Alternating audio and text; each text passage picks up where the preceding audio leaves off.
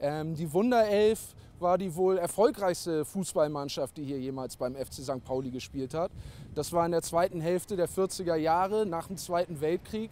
Da haben hier ziemlich viele Topspieler beim FC St. Pauli gespielt. Unter anderem auch der berühmteste eventuell Helmut Schön. Der wurde dann später Nationaltrainer, 1974 mit der deutschen Nationalmannschaft Weltmeister. Der hat hier als junger Mann gekickt, neben vielen anderen guten Topspielern, die hier alle nicht ans Millerntor gewechselt sind, weil es hier die Aussicht auf Erfolge gab oder gutes Gehalt oder sowas. Das hatte einen ganz simplen Grund. In den Reihen des FC St. Pauli hat zu der Zeit nämlich ein junger Mann namens Karl Miller gespielt. Der war nicht nur in unserer Vereinshistorie der Mann mit den meisten Nationalspielen, sondern der war auch der Sohn eines Schlachters. Also sein Vater hatte hier direkt in unmittelbarer Nähe des Stadions eine Schlachterei. Und ich habe es ja schon erwähnt, wir reden hier von der zweiten Hälfte der 40er Jahre nach dem Zweiten Weltkrieg.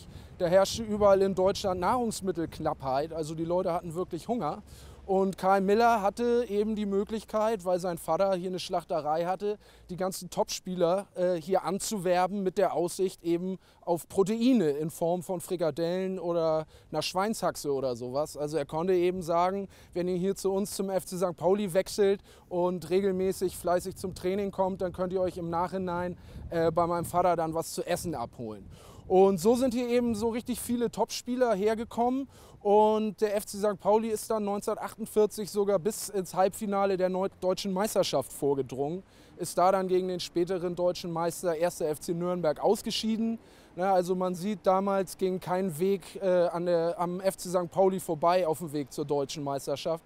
Ist halt aus der heutigen Sicht vielleicht auch noch mal wieder ein bisschen was Besonderes.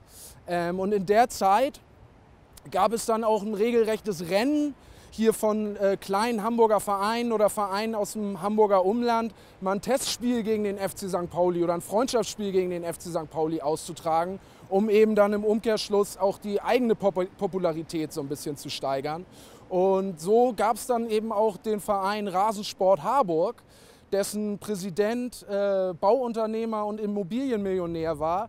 Und der hat, um sein Ansinnen gegen den FC St. Pauli zu spielen, noch so ein bisschen zu unterstützen, dem Verein dann Ende der 40er Jahre dieses Betonwappen hier geschenkt, was zum Anfang im Vorgängerstadion, was ja früher noch auf der anderen Seite vom Heiligen Geistfeld stand, ungefähr auf Höhe vom U-Bahnhof St. Pauli, da stand dieses Wappen auf dem Eingangsportal sozusagen.